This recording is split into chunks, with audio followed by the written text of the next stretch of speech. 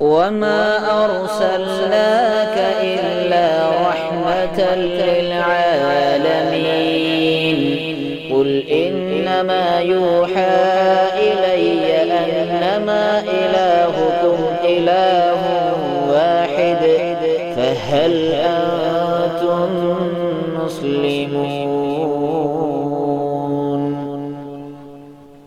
محترم حضرات، جیسا کہ آپ جانتے ہیں ہر ہفتہ بعد نماز مغرب اللہ رب العالمین کے فضل و احسان سے مسجد حاضہ مسجد عباد الرحمن میں بعد نماز مغرب ہر ہفتہ سیرت النبی صلی اللہ علیہ وسلم کی سیریز منعقد ہوتی ہے۔ آپ حضرات سے گزارش ہے کہ قریب تر ہو کر بیٹھیں۔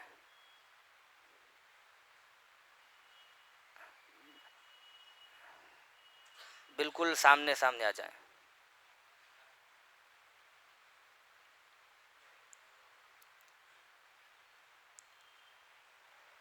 پچھلی مرتبہ بات کہاں پر ختم ہوئی تھی؟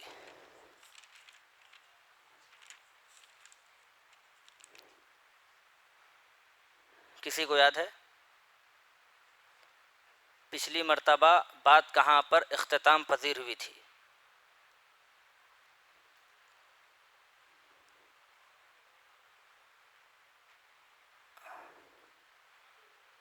جی، قریش کا نمائندہ ابو طالب کی خدمت میں حاضر ہوا تھا سودے بازی کے لیے۔ اس کا نام تھا عتبہ بن ربیعہ۔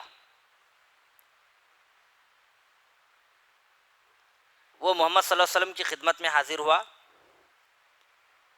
اور کہا تھا، اے محمد، جس چیز کو تم لے کر آئے ہو اس چیز سے اگر تمہارا مقصد بادشاہ بننا ہے تو ہم تمہیں بادشاہ بنا دیں گے، مالدار بننا ہے تو ہم تمہیں عرب کا سب سے بڑا مالدار بنائیں گے۔ یہ قریش کا نمائندہ آپ صلی اللہ علیہ وسلم کی خدمت میں حاضر ہوا تھا۔ اس واقعے کے بعد آپ صلی اللہ علیہ وسلم پر خطرات کے بادل منڈلا رہے تھے۔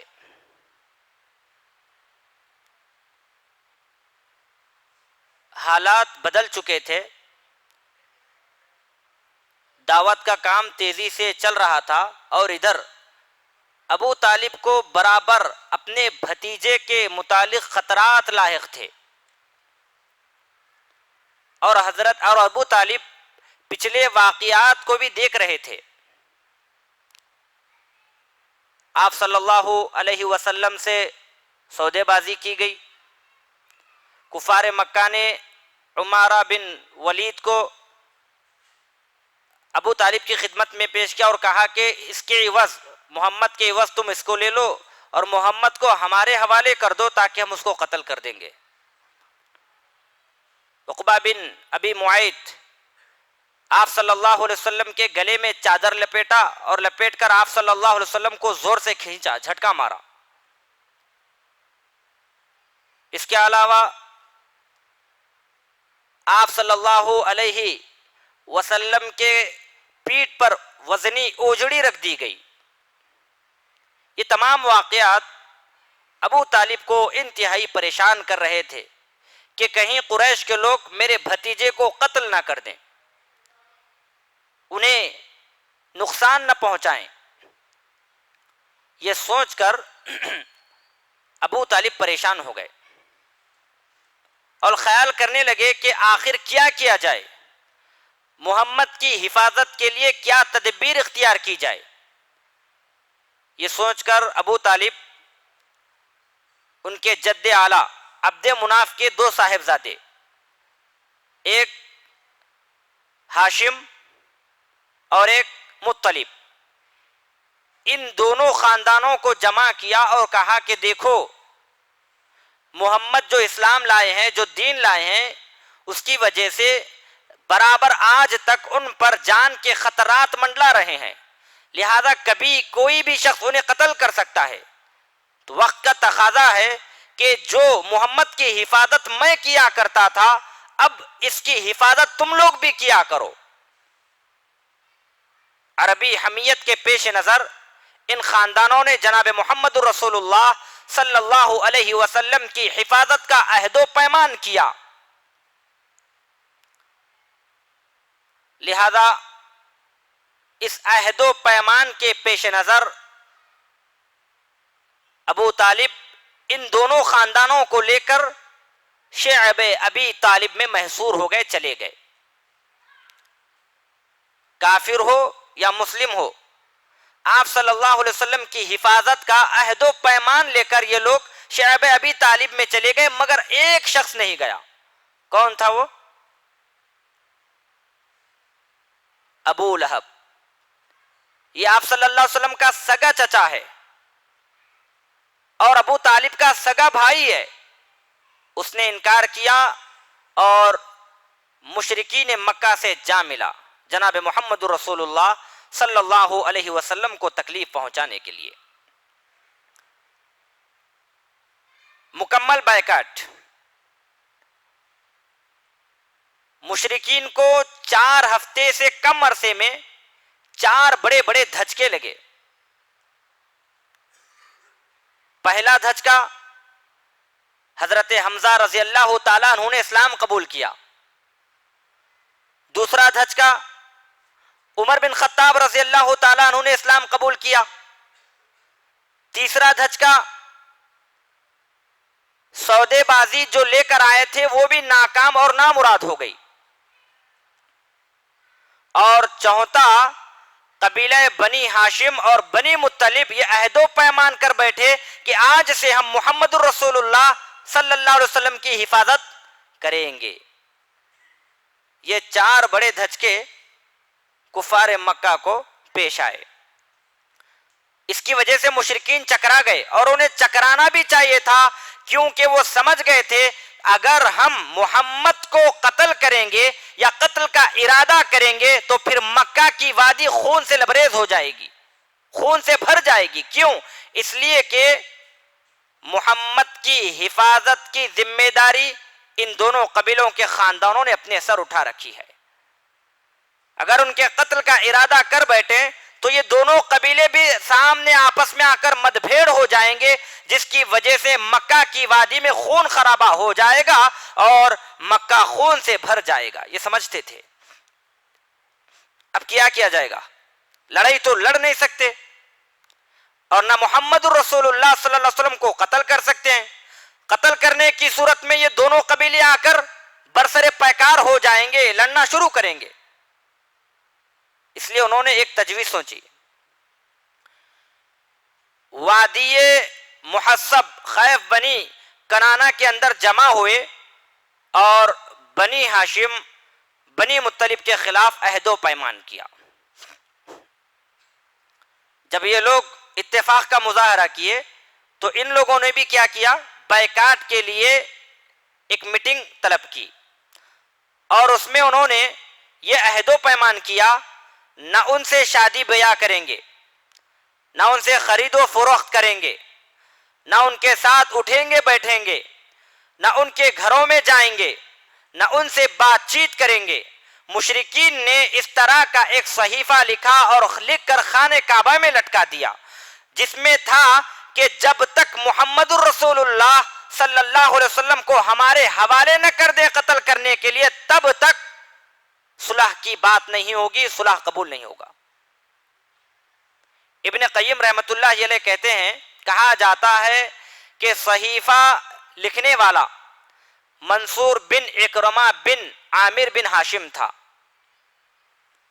بعض علماء کہتے ہیں کہ یہ صحیفہ لکھنے والا نضر بن حارث تھا، مگر صحیح بات یہ ہے صحیفہ لکھنے والا بغیظ بن عامر بن ہاشم تھا۔ اس شخص نے صحیفہ لکھا، لکھ کر خانہ کعبہ میں صحیفے کو لٹکایا گیا۔ تو آپ صلی اللہ علیہ وسلم نے اس شخص پر بددعا کی، جس کی وجہ سے اس کا ہاتھ شل ہو گیا۔ بائیکاٹ کا صحیفہ اسی نے اپنے ہاتھ سے لکھا تھا۔ نبی صلی اللہ علیہ وسلم نتیجے میں اس پر بددعا فرمائی تو اس کا ہاتھ شل ہو گیا۔ اس کے بعد 3 سال تک یہ دونوں خاندان، دونوں قبیلے، دونوں کنبے شعب ابی طالب میں محصور تھے۔ اس بائیکاٹ کے نتیجے میں حالات انتہائی سنگین ہو گئے، غلہ اور سامان خورد و نوش کی آمد بند ہو گئی۔ شعب ابی طالب میں مسلمان کافر بھوکے مرنے لگے، پریشان ہونے لگے۔ کیوں؟ اس لیے کہ جب بھی کوئی غلہ آتا، سامان آ جاتا کھانے پینے کا، مشرکین مکہ قریش کے لوگ لپک کر اس کو خرید لیتے، اور شعب ابی طالب والے اس کو خرید نہیں سکتے تھے، بلکہ زیادہ دام دے کر، زیادہ قیمت دے کر اس کو خرید لیا کرتے تھے، جس کی وجہ سے محصورین کی حالت انتہائی پتلی ہو گئی۔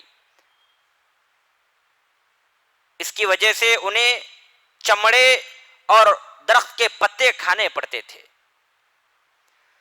فاقہ کشی کا حال یہ تھا کہ بچے بھوک سے بلک کر رویا کرتے تھے، اور عورتوں اور بچوں کی آواز گھاٹی سے باہر آیا کرتی تھی، رونے کی آواز، چیخنے کی آواز، چلانے کی آواز، اس شدت سے انہیں بھوک لگا کرتی تھی۔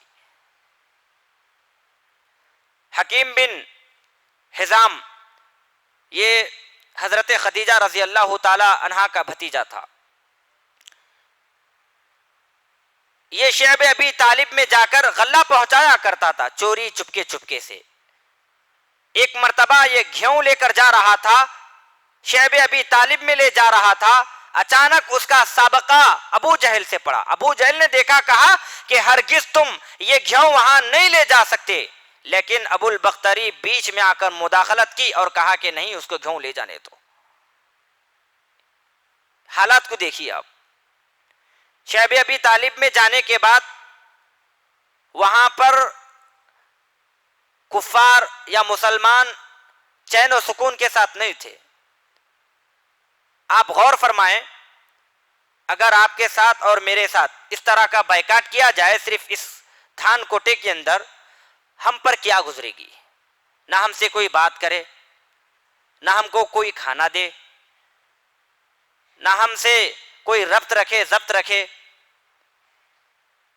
بھوک سے ہم بلک رہے ہوں، تڑپ رہے ہوں، تو ایسی حالت میں ہم پر کیا گزرے گی؟ مکمل ایک بستی کا کسی شخص یا کسی فرد، کسی خاندان سے بائیکاٹ کرنا، یہ انتہائی تکلیف دہ بات ہے، اور یہ تکلیف جناب محمد رسول اللہ صلی اللہ علیہ وسلم اور اصحاب کرام، آپ کے خاندان، قبیلے، کنبے والوں نے اس تکلیف کو سہا ہے۔ ادھر ابو طالب کو بھی رسول اللہ صلی اللہ علیہ وسلم کے تعلق سے برابر خطرہ لاحق ہوا کرتا تھا۔ شام کا وقت ہوتا تو ابو طالب کہتے جناب محمد رسول اللہ صلی اللہ علیہ وسلم سے جا کر اپنی جگہ پر سو جاؤ۔ یہ کہنے کا مقصد اس لیے ہوتا تھا کہ کہیں اگر محمد رسول اللہ صلی اللہ علیہ وسلم کو کسی نے قتل کرنے کا ارادہ کیا ہو تو وہ دیکھ لے آپ کو کہاں سو رہا ہے۔ جب تھوڑا سا وقت گزر جاتا تو ابو طالب جناب محمد رسول اللہ صلی اللہ علیہ وسلم کو اس جگہ سے اٹھا دیتے، اٹھا کر کہتے جاؤ تم اس جگہ سو، اور اس جگہ سے اپنے بھائی یا اپنے بیٹوں میں سے یا اپنے کسی خاندان رشتہ داروں سے وہاں سے اٹھا کر محمد رسول اللہ صلی اللہ علیہ وسلم کی جگہ پر سلاتے۔ کتنی بڑی قربانی کی بات ہے۔ صرف اور صرف محمد الرسول اللہ صلی اللہ علیہ وسلم کی جان کی حفاظت کی خاطر ابو طالب نے ہر مصیبت کو، ہر تکلیف کو سہا ہے، اور اپنے بھتیجے کی جان بچاؤ کے لیے اپنے بھتیجے کی جگہ پر اپنے بیٹوں کو یا پھر اپنے بھائیوں کو سلانا گوارا کیا، مگر اپنے بھتیجے کی جان کو گوانا انہوں نے محسوس نہیں کیا، گوارا نہیں کیا۔ یہ زبردست ساتھ ملا تھا ابو طالب کا، اپنے چچا کا، اسلام کی تبلیغ کے لیے، اسلام کی اشاعت کے لیے مکۃ المکرمہ میں جتنا ساتھ جناب محمد الرسول اللہ صلی اللہ علیہ وسلم کو ملا، اتنا ساتھ کسی اور کا نہیں ملا سوائے ابو طالب کے۔ آپ دیکھیں لگاتار صرف ابو طالب کی وجہ سے ہی جناب محمد الرسول اللہ صلی اللہ علیہ وسلم کی جان محفوظ ہوئی تھی۔ ہمیشہ بیچ میں آتے اور اپنے بھتیجے کو بچا کر لے کر جاتے. مشرکین مکہ کے وفود آتے, کئی وفود, آپ نے غور کیا, آپ نے سنا, کئی وفود آئے تاکہ سودے بازی ہو, عہد و پیمان ہو, محمد رسول اللہ صلی اللہ علیہ وسلم کو ان کی دعوت سے, ان کے دین سے, ان کے اسلام سے ان کو روکا جائے, لیکن نبی صلی اللہ علیہ وسلم نے رکا نہیں. اس کے باوجود بھی ابو طالب برابر اپنے بھتیجے محمد کا ساتھ دیا کرتے تھے. اس محصوری کے باوجود رسول اللہ صلی اللہ علیہ وسلم اور دیگر مسلمان صحابہ کرام شعب ابی طالب گھاٹی سے باہر نکلتے اور حج میں آنے والے لوگوں کو اسلام کی دعوت پیش کرتے, اسلام کی دعوت دیتے تھے تاکہ وہ اسلام کو قبول کریں. کھانے کے لیے کھانا نہیں, پینے کے لیے پانی نہیں, مشرکین مکہ کا ظلم استبداد الگ, پھر جو شعب ابی طالب میں محصور ہیں ان کے بچے, ان کے مائیں بھوک سے تڑپ رہے, بلک رہے, اس کے باوجود صرف نظر کر کے جناب محمد رسول اللہ صلی اللہ علیہ وسلم اسلام کی تبلیغ کے لیے انتہائی تکلیف حالات میں بھی جایا کرتے تھے اور اسلام کی تبلیغ پیش کیا کرتے تھے. یہ محمد رسول اللہ صلی اللہ علیہ وسلم کی سیرت ہے. بہرحال 3 سال کے بعد صحیفہ چاک کیا جاتا ہے, صحیفے کو پھاڑ دیا جاتا ہے. ان حالات پر 3 سال گزرے تھے. اس کے بعد 10 محرم 10 نبوت میں صحیفہ چاک کیا گیا. اس کی وجہ یہ تھی کہ جب یہ بائیکاٹ نامہ لکھا گیا اس سے چند لوگ راضی تھے اور چند لوگ ناراض تھے. اسی وجہ سے صحیفے کو چاک کرنے کا محرک بنا, سبب بنا. اس کا اصل محرک ہشام بن عمرو نامی ایک شخص تھا. یہ رات کی تاریکی میں چپکے مشرکین مکہ سے چھپ کر شعب ابی طالب میں جاتا اور وہاں پر غلہ پہنچایا کرتا تھا. اس نے ایک مرتبہ زہیر بن ابی امیہ مخزومی کے پاس پہنچا اور کہا کہ زہیر, کیا تمہیں یہ گوارا ہے تم آرام سے کھاؤ پیو مزے سے رہو اور ادھر تمہارے ماموں, تمہارے خاندان, تمہارے قبیلے کی, کنبے کی حالت انتہائی دگرگو ہے. کیا تم ان کی مدد کرنا نہیں چاہتے؟ کیا تم ہی اکیلے اچھا کھانا چاہتے ہو؟ اس پر زہیر نے کہا, افسوس ہے میں تنے تنہا کیا کر سکتا ہوں. ہشام بن عمرو نے کہا کہ ڈرو مت, تمہارے ساتھ ایک اور آدمی ہے. پوچھا کون ہے؟ کہا میں خود موجود ہوں. زہیر نے کہا اچھا اب تیسرا آدمی تلاش کرو. اس پر ہشام مطعم بن عدی کے پاس گیا اور کہا کہ تم جانتے ہو شعب ابی طالب میں جو محصور ہیں ان کے ساتھ کیا کیا پریشانیاں لاحق ہو رہی ہیں, حال دل کہہ سنایا. مطعم بن عدی نے کہا کہ میں کیا کر سکتا ہوں, میں تو تنے تنہا ہوں, کیا ہی اچھا ہوتا میرے ساتھ کوئی ایک اور آدمی ہو. کہا وہ بھی ہے. کہا کون ہے؟ کہا میں ہوں. کہا کہ چلو اچھا اب تیسرا آدمی تلاش کرو. کہا وہ بھی ہے. کہا کون ہے؟ کہا زہیر ہے. اس طرح ابو البختری, زمعہ بن اسد وغیرہ لوگ بھی جمع ہو گئے اور یہ لوگ مقام حجون کے پاس جمع ہو کر صحیفے کو چاک کرنے کا عہد و پیمان کیا.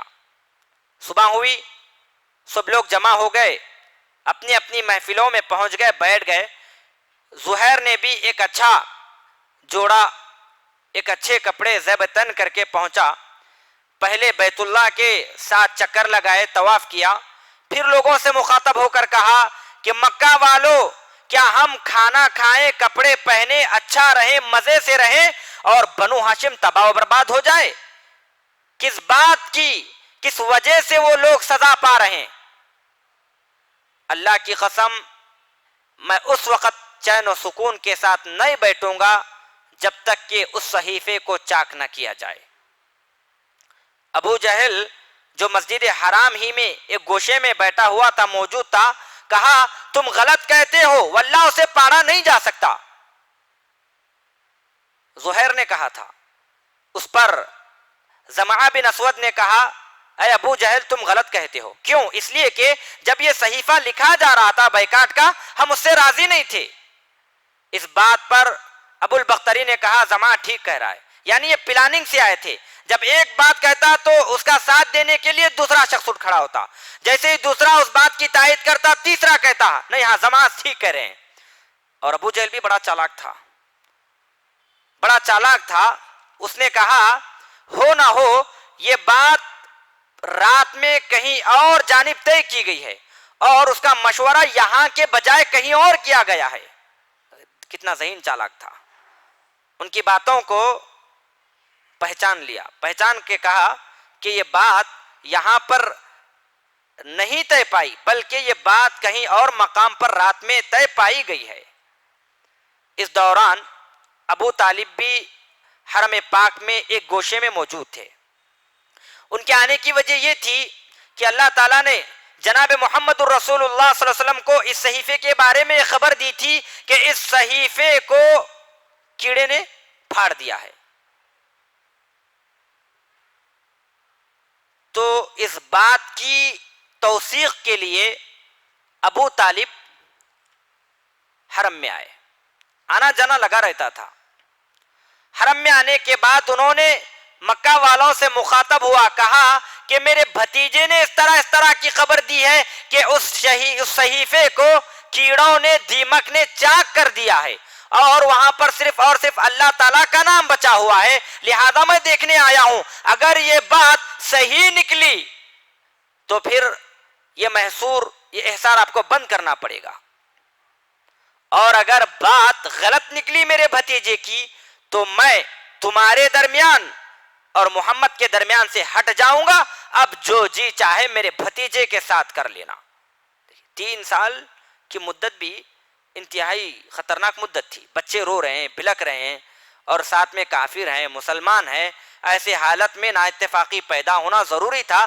3 سال تک کون اتنی بڑی تکلیفوں کو مصیبت برداشت کر سکتا ہے. لہذا جناب محمد رسول اللہ صلی اللہ علیہ وسلم کی بات پر ابو طالب خود آئے دیکھنے صحیفے کو کہ صحیفہ صحیح طور پر ہے یا پھر اس کو دیمک کھا گیا. کہا کہ اگر صحیفہ صحیح طور پر سلامت ہے تو میں محمد کے راستے سے ہٹ جاؤں گا اور تم محمد سے جو کچھ کرنا ہے کر لو. بہرحال مطعم بن عدی صحیفہ چاک کرنے کے لیے اٹھا. کیا دیکھتا ہے؟ یقینی معنوں میں صحیفے کو کیڑوں نے کھا لیا ہے اور صرف اللہ رب العالمین کا نام بچا ہوا ہے, بسمک اللہم باقی رہ گیا ہے. اور جہاں جہاں اللہ رب العالمین کا نام لکھا تھا وہاں پر کیڑوں نے نہیں کھایا, اس کو چاک نہیں کیا. بہرحال صحیفہ چاک ہو گیا. رسول اللہ صلی اللہ علیہ وسلم اور بقیہ حضرات وادی سے, گھاٹی سے نکل کر آ گئے. شعب ابی طالب سے 3 سال کے بعد نکلنے کے باوجود بھی جناب محمد الرسول اللہ صلی اللہ علیہ وسلم اسلام کی دعوت پیش کرتے رہے. اور ابو طالب بھی شعب ابی طالب سے نکلنے کے بعد جس طرح جناب محمد الرسول اللہ صلی اللہ علیہ وسلم کو پیار دیا کرتے تھے, ان کی حفاظت کیا کرتے تھے, اس سے زیادہ شعب ابی طالب سے نکل کر آپ صلی اللہ علیہ وسلم کا ساتھ دینے لگے. اور ادھر ابو طالب بیمار ہو گئے. ان کی عمر بھی 80 سال سے زیادہ ہو گئی تھی, اور یہ بیماری سے نظر آ رہا تھا کہ اب ان کے آخری ایام ہے, آخری دن ہے. قریش کو معلوم ہوا یہ ان کے آخری دن ہے, چلو کچھ عہد و پیمان لے لیں, کچھ بات ہم رکھیں, کچھ محمد کی بات کو اپنائیں تاکہ لڑائی جھگڑا نہ ہو. یعنی محمد کی تبلیغ کرتا رہے, وہ دین پر باقی رہے, اور ہم ہمارے بتوں کی عبادت کریں, ہمارے بتوں کو برا بلا نہ کہا جائے. ایک روایت میں آتا ہے ان لوگوں نے کہا جب ابو طالب کو دیکھا بستر مرگ پر, ان کے آخری ایام میں ان کو دیکھا تو کہا کہ بڈھا مرنے کے قریب آ گیا ہے, لہذا چلو ہم جا کر ابھی ابو طالب سے بات کریں گے, وگرنہ ابو طالب مر جائیں اس کے بعد مکہ کے لوگ ان کے بھتیجے کے خلاف کچھ غلط کر نہ بیٹھے, ان کو قتل نہ کر بیٹھے. اگر قتل کریں تو عرب آپ کے لوگ ہمیں تانے نہ دیں کہ جب تک ابو طالب تھے کسی کی جرت نہیں ہوئی، کسی کی طاقت نہیں ہوئی کہ محمد رسول اللہ صلی اللہ علیہ وسلم کو قتل کریں۔ دیکھو ابو طالب چلے گئے، اس کے بعد عرب کے لوگوں نے، مشرکین مکہ نے آپ صلی اللہ علیہ وسلم کو قتل کر دیا۔ اس تانے سے بچنے کے لیے وہ لوگ ابو طالب کے پاس گئے۔ ایک وفد گیا، جا کر ابو طالب سے کہا آپ کا جو مقام ہے، مرتبہ ہے، عزت ہے، شرف ہے، وہ تو ہم میں نمایاں ہے، ہم جانتے ہیں، اور آپ کے بھتیجے نے جو چیز لے کر آئی ہے جس کی وجہ سے اختلاف پیدا ہوا ہے، انتشار پیدا ہوا ہے، وہ آپ بھی جانتے ہیں، لہذا یہ دن آپ کے آخری نظر آ رہے ہیں، ہم چاہتے ہیں کہ کچھ ہمارے درمیان عہد و پیمان ہو جائے۔ ابو طالب جناب محمد رسول اللہ صلی اللہ علیہ وسلم کو بلائے، کہا کہ دیکھو یہ تمہاری قوم کے لوگ آئے ہیں، وفد لے کر آئے ہیں، اور یہ لوگ تم سے کچھ عہد و پیمان چاہتے ہیں۔ تو جناب محمد رسول اللہ صلی اللہ علیہ وسلم نے ارشاد فرمایا، اے چچا، میں ایسی بات کہہ دوں جس کو اگر یہ مان جائیں، جس کے قائل ہو جائیں تو عرب و عجم کے بادشاہ بن جاؤ گے، عرب کے بھی بادشاہ بن جاؤ گے، اور عجم کی بادشاہت بھی تمہارے ٹھوکروں میں آ کر گرے گی۔ وہ لوگ سراسر توقف اختیار کیے، سوچا کہ وہ ایسی ایک بات کیا ہے جس کو اپنانے سے ہم پورے عرب کے بادشاہ بن جائیں اور عرب کی بادشاہت بھی ہمارے ٹھوکروں میں آ کر گرے گی۔ ابو جہل نے کہا تمہارے باپ کی قسم، ایسی 10 باتوں کو بھی ہم ماننے کے لیے تیار ہیں، ایک بات تو چھوڑو، 10 بات بتاؤ، پہلے بتاؤ وہ بات کیا ہے۔ کہا کہ تم لا الہ الا اللہ کا اقرار کرو، عرب کے بھی بادشاہ بن جاؤ گے، عجم کے بھی بادشاہ بن جاؤ گے۔ اس پر کفار مکہ نے کہا کہ یہ کیسا سودا ہے، یہ کیسی بات ہے، ایک خدا کے لیے ہم سارے معبودوں کو، سارے خداؤں کو چھوڑ دیں۔ لہذا یہ لوگ تالی بجاتے ہوئے، چیختے ہوئے، چلاتے ہوئے کہا کہ محمد تو اپنی بات سے باز آنے والے نہیں ہیں، لہذا تم لوگ ہی اپنے اپنے معبودوں پر ڈٹے رہو، ان کی عبادت کرتے رہو۔ تو یہ سیرت النبی صلی اللہ علیہ وسلم مختصر سی تھی، اور شعب ابی طالب تک ہماری بات پہنچی ہے۔ انشاءاللہ آئندہ درس میں اس کی مزید وضاحت ہوگی۔ اللہ رب العالمین سے دعا ہے کہ اللہ تعالی ہم تمام کو سیرت النبی صلی اللہ علیہ وسلم کے مطابق عمل پیرا ہونے کی توفیق عطا فرما۔ آمین، وآخر دعوانا ان الحمدللہ رب العالمین۔